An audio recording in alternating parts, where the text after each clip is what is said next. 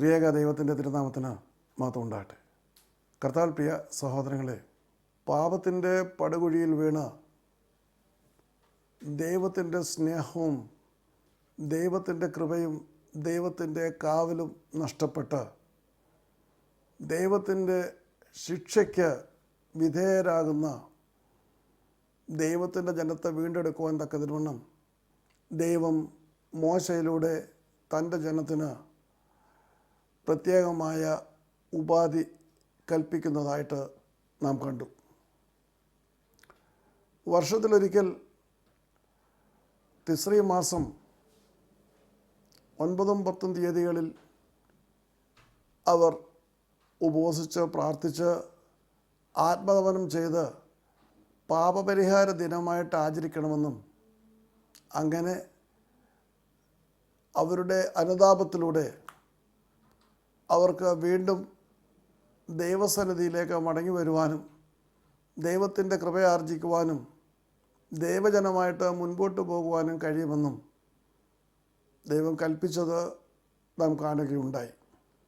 എന്നാൽ ഇപ്രകാരം പാപപരിഹാര ദിനത്തെക്കുറിച്ചുള്ള കൽപ്പന ദൈവം തൻ്റെ ജനത്തിന് നൽകുന്നതിന് അനേക വർഷങ്ങൾക്ക് മുൻപ് തന്നെ ദൈവം ഉപവാസ പ്രാർത്ഥന എന്ന ഉപാധി തൻ്റെ സന്നിധിയിലേക്ക് കടന്നു വരുവാൻ വിശുദ്ധി ആർജിക്കുവാനായിട്ട് ഉപയുക്തമാക്കിയിരുന്നുവെന്ന് നമുക്ക് കാണുവാനായിട്ട് കഴിയും. എന്തെന്നാൽ പാപപരിഹാര ദിനം അതിൻ്റെ ജനം മൊത്തമായിട്ട് ആചരിക്കുവാൻ തക്കതിന് വണ്ണം ദൈവം മോശയിലൂടെ കൽപ്പിക്കുന്നതിന് പതിറ്റാണ്ടുകൾ മുൻപ് തന്നെ ദൈവം തൻ്റെ സന്നിധിയിലേക്ക് കടന്നു വരുവാൻ തക്കതിന് വണ്ണം വിശുദ്ധിയോടെ കടന്നു വരുവാൻ തക്കതിന് വണ്ണം ഉപവാസ പ്രാർത്ഥന എന്ന ഉപാധി നിർണയിച്ചിരുന്നുവെന്ന് നമുക്ക് മോശയുടെ ജീവിതത്തിലൂടെ കാണുവാനായിട്ട് കഴിയും. പുറപ്പാട് പുസ്തകം 24-ാം അധ്യായം 12-ാം വാക്യം വായിക്കുമ്പോൾ അവിടെ ഇപ്രകാരം കാണുവാൻ കഴിയുന്നു: പിന്നെ യഹോവ മോശയോട്, നീ പർവ്വതത്തിൽ എൻ്റെ അടുക്കൽ കയറി വന്ന് അവിടെ ഇരിക്കുക, നീ അവരെ ഉപദേശിക്കണമെന്ന് ഞാൻ എഴുതിയ ന്യായപ്രമാണത്തിൻ്റെ കൽപ്പനകളുള്ള കൽപ്പലകകൾ ഞാൻ നിനക്ക് തരും എന്നരുളി ചെയ്തു. അപ്പോൾ ഇസ്രായേൽ മക്കൾ അനുസരിക്കേണ്ടതും അനുഷ്ഠിക്കേണ്ടതുമായ കൽപ്പനകൾ യഹോവയാം ദൈവം കൽപ്പലകകളിൽ എഴുതി കൊടുക്കാമെന്ന് മോശയോട് കൽപ്പിക്കുകയാണ്. എന്നാൽ ആ കൽപ്പലകകൾ ഏറ്റുവാങ്ങുവാനായിട്ട് മോശ പർവ്വതത്തിലേക്ക് കയറി ചെല്ലുവാൻ തക്കതിന് വണ്ണം മോശയെ ദൈവം വിളിക്കുകയാണ്. അപ്പോൾ ദൈവം തൻ്റെ ജനത്തിന് നൽകുവാൻ ആഗ്രഹിച്ച കൽപ്പനകൾ തൻ്റെ ജനം പാപത്തിലേക്ക് വീണു പോകുവാനിടയാകാതെ സമ്പൂർണമായ തൻ്റെ അനുസരണത്തിലേക്കും തൻ്റെ സ്നേഹത്തിലേക്കും കടന്നു വന്ന് അവരുടെ ജീവിതയാത്ര ഈ ഭൂമിയിൽ തുടരുവാൻ തക്കതിന് വണ്ണം അവർക്ക് വ്യക്തമായ നിർദ്ദേശങ്ങൾ നൽകുന്ന കൽപ്പനകളാകുന്ന നിബന്ധനകളും നിയന്ത്രണങ്ങളും ഒക്കെ വിവരിക്കുന്ന കൽപ്പലകകൾ മോശയ്ക്ക് നൽകുവാൻ തക്കതിനുണ്ടും ദൈവം തന്നെ എഴുതി നൽകുവാൻ തക്കവണ്ണം ദൈവം മോശയെ പർവ്വതത്തിലേക്ക് വിളിച്ചു. We find that God had instituted the great phenomena of fasting prayer or the Day of Atonement for the people of Israel so that they would wash themselves from their sins and make them clean and come back to the Almighty God's love and care. And this was a process for them to repent and wash themselves from their sin and make them clean so that they could once again come back to God, His love and His care. And we find that the children of Israel were observing this statute given by the Almighty God. But a very important thing what we find is that much before God instituting this command to fast and pray or to observe the Day of Atonement, God had instructed Moses to come to him on the mount, and we find that Moses had to fast and pray for being with God. So, we find that fasting and praying is an essential element to be in the presence of God. We find God calling Moses in Exodus chapter 24 verse 12. And the Lord said unto Moses, come up to me into the mount and be there, and I will give thee tables of stone and a law and commandments, which I have written that thou mayest teach them. So he tells Moses to come up to the mount so that he would give them. That means he would give his people the tablets of stone on which his commandments would be written. അങ്ങനെ മോശയെ ദൈവം പർവ്വതത്തിലേക്ക് വിളിച്ചു, താൻ തൻ്റെ കൈവിരൽ കൊണ്ട് എഴുതിയ കൽപ്പനകൾ നൽകുവാനായിട്ടാണ്. അങ്ങനെ മോശ പർവ്വതത്തിലേക്ക് കയറിപ്പോയി. പുറപ്പാട് പുസ്തകം 24:18 നാം ഇപ്രകാരം കാണുന്നു, മോശ മേഘത്തിൻ്റെ നടുവിൽ പർവ്വതത്തിൽ കയറി 40 പകലും 40 രാവും പർവ്വതത്തിലായിരുന്നു. അപ്പോൾ 40 ദിവസം മോശ ദൈവത്തോടൊപ്പം പർവ്വതത്തിൽ ഇരിക്കുകയായിരുന്നത് ഞാൻ പറയുന്നത് 12-ാം വാക്യത്തിൽ ദൈവം മോശയോട് കൽപ്പിക്കുന്നത്, നീ പർവ്വതത്തിൽ കയറി എൻ്റെ അടുക്കൽ കയറി വന്ന് അവിടെ ഇരിക്കുക എന്നാണ്. അപ്പോൾ മോശ പർവ്വതത്തിൽ കയറി ദൈവത്തിൻ്റെ സന്നിധിയിൽ ഇരിക്കുകയാണ്. We find Moses went into the midst of the cloud and got him into the mount, and Moses was in the mount 40 days and 40 nights. അത്യുന്നതനായ ദൈവം വിളിച്ചതനുസരിച്ച് മോശ മേഘങ്ങളുടെ നടുവിലൂടെ പർവ്വതത്തിലേക്ക് കയറി. 40 രാവും 40 പകലും മോശ അവിടെ ചെലവഴിച്ചതായിട്ട് നാം വായിക്കുന്നു. എന്നാൽ എങ്ങനെയാണ് മോശ പർവ്വതത്തിൽ ചെലവഴിച്ചതെന്നുള്ളത് ആവർത്തന പുസ്തകം 9-ാം അധ്യായം 9-ാം വാക്യത്തിൽ നമുക്ക് വായിക്കുവാൻ കഴിയും. യഹോവ നിങ്ങളോട് ചെയ്ത നിയമത്തിൻ്റെ പലകകളായ കൽപ്പലകകൾ വാങ്ങുവാൻ ഞാൻ പർവ്വതത്തിൽ കയറി 40 രാവും 40 പകലും പർവ്വതത്തിൽ താമസിച്ചു. ഞാൻ ആഹാരം കഴിക്കുകയോ വെള്ളം കുടിക്കുകയോ ചെയ്തില്ല. വളരെ വ്യക്തമായി നമ്മെ മനസ്സിലാക്കുന്ന ഒരു കാര്യമാണ്. ദൈവത്തിൻ്റെ സന്നിധിയിൽ വിശുദ്ധിയോടെ കടന്നു ചെല്ലണമെങ്കിൽ ഭക്ഷണപാനീയങ്ങൾ ഉപേക്ഷിക്കേണ്ട അവസ്ഥയാണ് മോശയ്ക്കുണ്ടായിരുന്നത്. മോശയോട് പർവ്വതത്തിൽ കയറി ചെല്ലുവാൻ മാത്രമാണ് ദൈവം കൽപ്പിച്ചത്. എന്നാൽ അവിടെ തനിക്ക് ഭക്ഷണമില്ല എന്നോ അവിടെ ഇത്ര ദിവസം ഇരിക്കണമെന്നോ ഒന്നും മോശയോട് ദൈവം കൽപ്പിച്ചിരുന്നില്ല. എന്നാൽ ദൈവസന്നിധിയിൽ അവനെത്തുമ്പോൾ അവൻ്റെ ജീവിതത്തിലെ അശുദ്ധതകളൊക്കെ മായ്ച്ചു കളയുവാൻ തക്കവണ്ണം, വിശുദ്ധിയിലായിരിക്കാൻ തക്കവണ്ണം അവൻ ഭക്ഷണം വെടിഞ്ഞാണ് ആ പർവ്വത നിരയിൽ ദൈവത്തെ കാത്തിരുന്നത്. ദൈവം എപ്പോഴാണ് വരുന്നതെന്നോ എങ്ങനെയാണ് വരുന്നതെന്നോ കൽപ്പനകൾ എങ്ങനെയാണ് മോശയെ ഏൽപ്പിക്കുന്നത് എന്നൊന്നും മോശയ്ക്ക് അറിഞ്ഞുകൂടാ. അവനവിടെ ഇരിക്കുകയാണ്. എങ്ങനെ ഇരിക്കുന്നു എന്നതാണ് പ്രധാനപ്പെട്ട കാര്യം. ഭക്ഷണം വെടിഞ്ഞ് തിന്നുകയോ കുടിക്കുകയോ ചെയ്തില്ല. അപ്പോൾ നിങ്ങൾ ചോദിച്ചേക്കാം, ഇന്ന് ഭൂമിയിൽ ഉപവസിക്കുമ്പോൾ ഇവിടെ ഉപവാസത്തിൽ എല്ലാവരും വെള്ളം കുടിക്കാറുണ്ടല്ലോ. തീർച്ചയായിട്ടും വെള്ളം കുടിക്കാറുണ്ട്. ഇത് മോശ ദൈവത്തിൻ്റെ സന്നിധിയിൽ ആയിരിക്കുന്ന അവസ്ഥയാണ്. അവിടെ ഭക്ഷണം കഴിക്കുകയോ വെള്ളം കുടിക്കുകയോ ചെയ്തില്ല. എന്നാൽ ഭൂമിയിലായിരിക്കുമ്പോൾ നാം വെള്ളം കുടിക്കുന്നു. കാരണം ജീവിത സന്ധാനത്തിന് വെള്ളം അത്യാവശ്യമാണ്. കർത്താവ് ഈ ഭൂമിയിൽ വെച്ച് ഉപവസിച്ചപ്പോൾ അവൻ ഭക്ഷണം വെടിഞ്ഞു എന്ന് മാത്രമാണ് നാം വായിക്കുന്നത്. അവന് വിശന്നു, ദാഹിക്കുന്നതായിട്ട് രേഖപ്പെടുത്തിയില്ല. അപ്പോൾ അവൻ തീർച്ചയായിട്ടും വെള്ളം കുടിച്ചിരിക്കുന്നു എന്നുള്ളതാണ് വേദശാസ്ത്ര പണ്ഡിതന്മാർ രേഖപ്പെടുത്തുന്നത്. അതുകൊണ്ട് മോശ പർവ്വതത്തിൽ കയറി 40 ദിനരാത്രങ്ങൾ അവിടെ ഉപവസിക്കുകയാണ്. അതിമഹത്തായ ഒരു ദൗത്യത്തിന് വേണ്ടിയിട്ടാണ് ദൈവം അവനെ വിളിച്ചു വരുത്തിയത്. തൻ്റെ കൈകൾ കൊണ്ട് ചെത്തിയെടുത്ത കൽപ്പലകളിന്മേൽ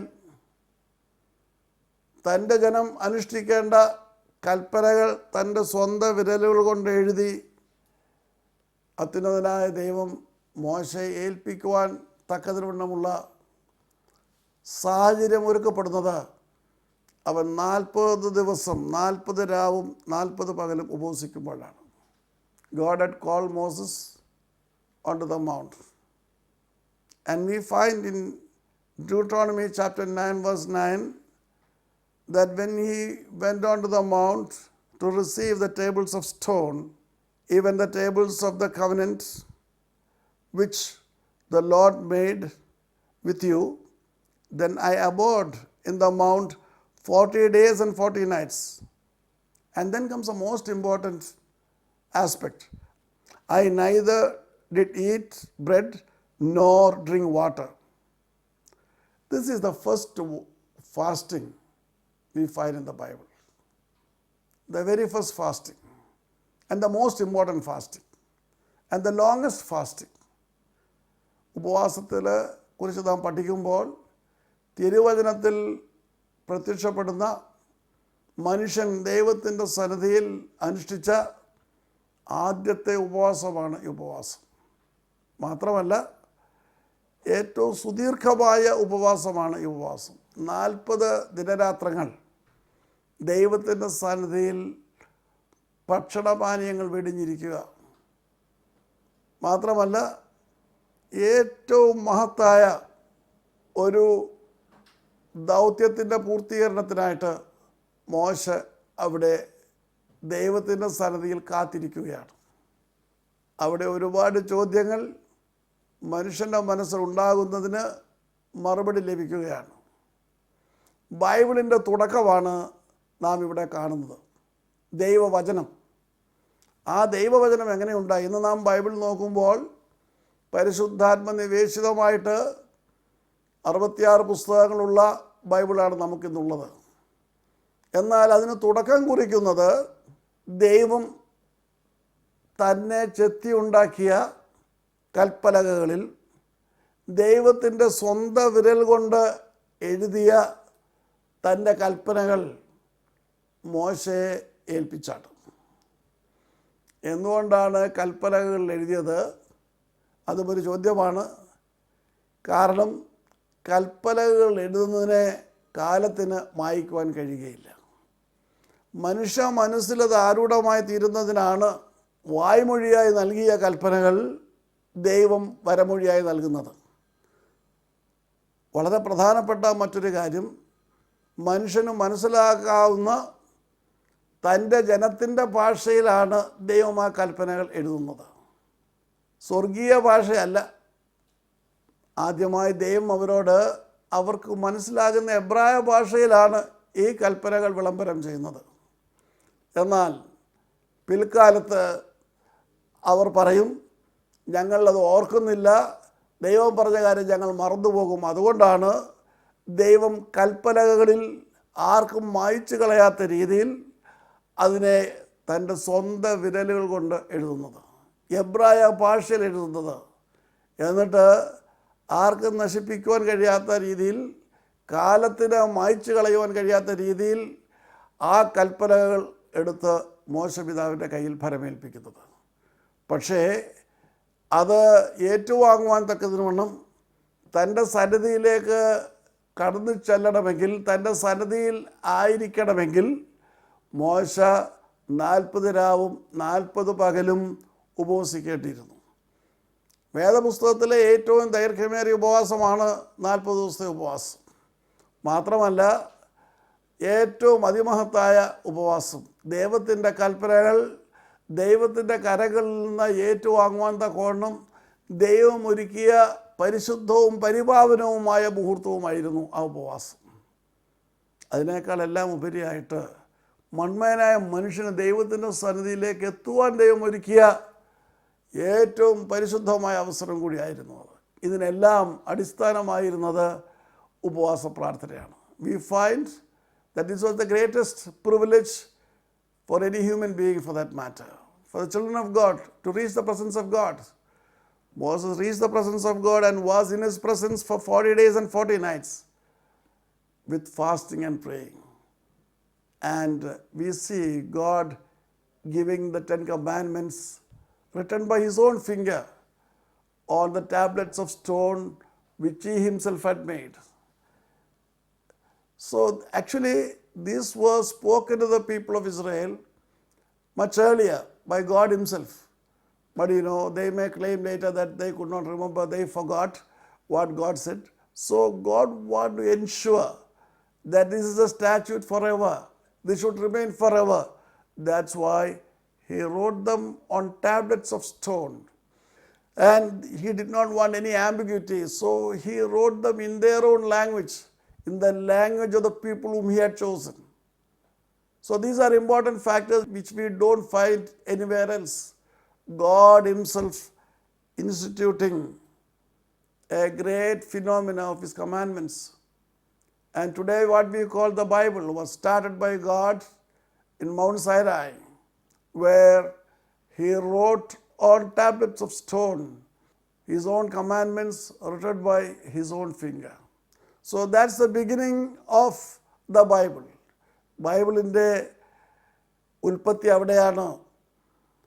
ബൈബിളിലെ ഏറ്റവും വലിയ ഉപവാസം അവിടെയാണ്. ഒരു മനുഷ്യന് ദൈവത്തിൻ്റെ സന്നിധിയിൽ എത്തുവാൻ തക്കവണ്ണം ദൈവം നൽകിയ അതിമഹത്തായിട്ടുള്ള അവസരം അവിടെയാണ്. ദൈവത്തിൻ്റെ സന്നിധിയിൽ ഇരുന്ന് ദൈവത്തിൻ്റെ കരങ്ങളിൽ നിന്ന് അതെങ്ങനെ ഏറ്റുവാങ്ങിയെന്ന് മോശ എഴുതുന്നില്ല. പക്ഷേ ആ കൽപ്പനകൾ ഏറ്റുവാങ്ങുവാൻ തക്കതിന് ദൈവം മോശയ്ക്ക് കൊടുത്തത് മഹാഭാഗ്യമാണ്. പക്ഷേ അതിൻ്റെ അടിസ്ഥാനം ഉപവാസ പ്രാർത്ഥനയാണ്. പിൽക്കാലത്ത് പതിറ്റാണ്ടുകൾ കഴിഞ്ഞപ്പോൾ അത്യുന്നതനായ ദൈവം തൻ്റെ ജനത്തെ പാപത്തിൽ നിന്ന് വീണ്ടെടുക്കുവാൻ തക്കതിന് കൽപ്പിച്ച ഉപാധി ഇതേ ഉപവാസ പ്രാർത്ഥനയാണ്. ഇതേ ഉപവാസമാണ്.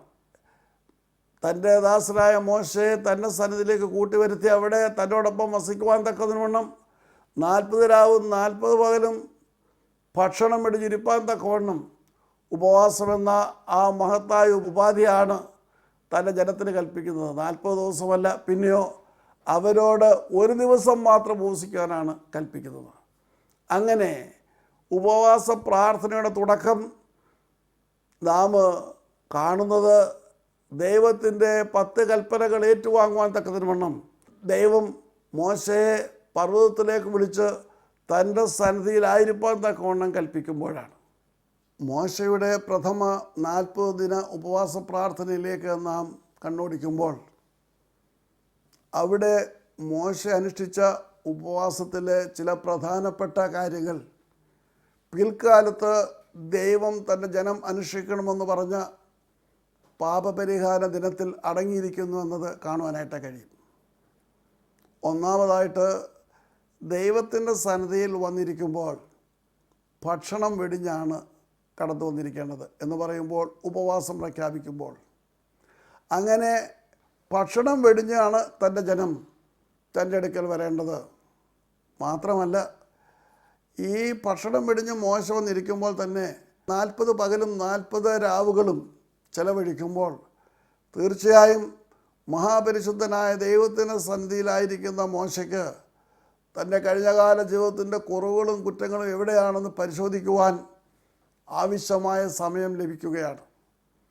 മഹാപരിശുദ്ധനായ ദൈവത്തിൻ്റെ സന്നിധിയിലാണ് താൻ കടന്നു വന്നിരിക്കുന്നത്.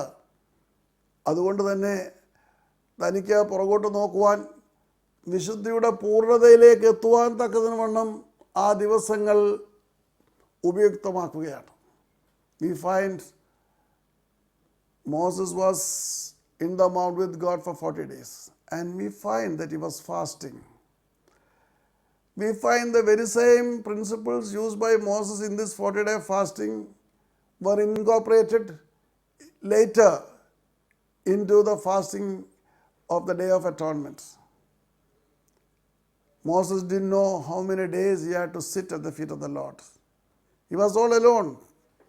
And we find that God had given him enough time to look back and sanctify himself. That's a very important aspect. So, God did not tell Moses how many days he had to sit there. God did not tell Moses what he should do in those days. But Moses could neither eat nor drink because he was alone in the mount. He could not ask anybody what exactly he should do. He was waiting upon the Lord. So those who fast and pray should wait upon the Lord. എത്ര ദിവസം അവിടെ ഇരിക്കണമെന്ന് ദൈവത്തിൻ്റെ സന്നിധിയിൽ ചോദിക്കുവാൻ തക്കവണ്ണം മോശയ്ക്ക് കഴിയില്ല. ദൈവം അതിനെക്കുറിച്ച് അതൊന്നും മോശയോട് കൽപ്പിക്കുന്നില്ല. അവനവിടെ കാത്തിരിക്കുകയാണ്. യഹോവയെ കാത്തിരിക്കുന്ന ഒരു അനുഭവം അവിടെ ഉണ്ടാകുന്നു. ഒരു ഉപവാസ പ്രാർത്ഥനയിൽ യഹോവയെ കാത്തിരിക്കുന്ന അതിമഹത്തായിട്ടുള്ള സമയമാണ് നമ്മുടെ മുൻപിലുള്ളതെന്ന് പലപ്പോഴും നാം ചിന്തിക്കാറില്ല. ധൃതി വെച്ച് ഉപവാസ പ്രാർത്ഥന അവസാനിപ്പിക്കണമെന്ന് ആഗ്രഹിക്കുന്ന ഒരുപാട് പേരാണ് ഈ ആധുനിക കാലഘട്ടത്തിൽ ഉപവാസ പ്രാർത്ഥനയ്ക്കായിട്ട് വരുന്നത്. എപ്പോഴും വാച്ചിൽ നോക്കി എപ്പോൾ തീരുമെന്നുള്ള ചോദ്യത്തോടു കൂടിയാണ് അവിടെ ഇരിക്കുന്നത്. എന്നാൽ ഇവിടെ മോശയ്ക്ക് ചോദ്യമില്ല. ദൈവം പ്രവർത്തിക്കുവോളും താൻ ദൈവത്തിൻ്റെ കൽപ്പനകൾ അടങ്ങുന്ന കൽപ്പനകൾ ഏറ്റുവാങ്ങാൻ യോഗ്യത നേടുവോളും മോശ ശാന്തതയോടെ ക്ഷമയോടെ ദൈവത്തിൻ്റെ വിശുദ്ധ സന്നിധിയിലിരിക്കുകയാണ്. യഹോവയ്ക്ക് വേണ്ടി കാത്തിരിക്കേണ്ട ഒരു വലിയ ആവശ്യം നമ്മുടെ ജീവിതങ്ങളിലുണ്ട്. ഉപവാസ പ്രാർത്ഥനകളിൽ നമ്മെ തന്നെ ദൈവത്തിൻ്റെ സന്നിധിയിൽ സമർപ്പിക്കുമ്പോൾ ഭക്ഷണം വെടിയുക മാത്രമല്ല, പിന്നെയോ നമ്മെ തന്നെ വിശുദ്ധീകരിക്കുവാൻ തക്കതിനൊന്നും ഓരോ നിമിഷവും ഉപയുക്തമാക്കേണ്ടത് ഏറ്റവും അത്യന്താപേക്ഷിതമാണ്.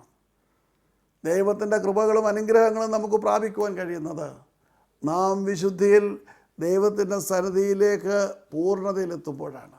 ഭാഗ്യമായ വിശുദ്ധിയല്ല, സമ്പൂർണ്ണമായി വിശുദ്ധീകരിക്കപ്പെട്ട അവസ്ഥയിലാണ് ദൈവത്തിൻ്റെ കരങ്ങൾ നമ്മുടെ അടുത്തേക്ക് കടന്നു വരുന്നത്.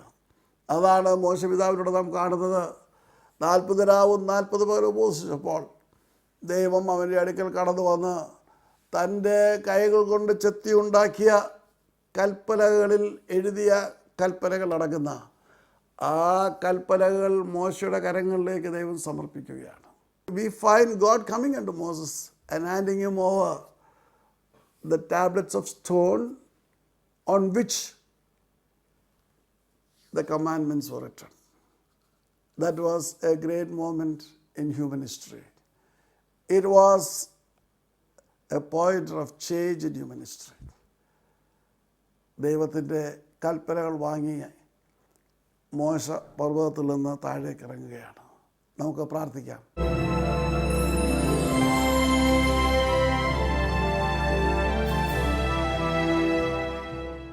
സ്നേഹിതയായ ഞങ്ങളുടെ സ്വർഗ്ഗസ്ഥപിതാവും ദൈവമേ, അവിടുത്തെ സന്നിധിയിലേക്ക് ഉപവാസത്തോടെ കടന്നു വന്ന് അവിടുത്തെ കൽപ്പനകൾ ഏറ്റുവാങ്ങിയ മോശപിതാവിനെ കുറിച്ച് പഠിക്കുവാൻ ഞങ്ങളെ സഹായിച്ചു. ഉപവാസ പ്രാർത്ഥന ക്ഷമയോടെ കാത്തിരിക്കുവാനും വിശുദ്ധിയോടെ കാത്തിരിക്കുവാനും ആ വിശുദ്ധി പ്രാപിക്കുവാൻ ഉപവാസം ആവശ്യമാണ്, ഭക്ഷണവർദ്ധന ആവശ്യമാണെന്ന് പഠിക്കുവാനും ഞങ്ങളെ സഹായിച്ച കൃപകൾക്കായിട്ട് സ്തോത്രം. അവിടുത്തെ നാമം മഹത്വപ്പെടുവാൻ ഉപവാസ പ്രാർത്ഥനകളുടെ അങ്ങയുടെ സന്നിധിയിലേക്ക് കടന്നു വരുവാൻ ഇളവരായി ഞങ്ങളെ സഹായിക്കണമെന്ന് യേശുവിൽ അപേക്ഷിക്കുന്ന കൃപയുടെ കേൾക്കുമാറാകണമേ. ആമേൻ. ദൈവം നമ്മെ അനുഗ്രഹിക്കട്ടെ.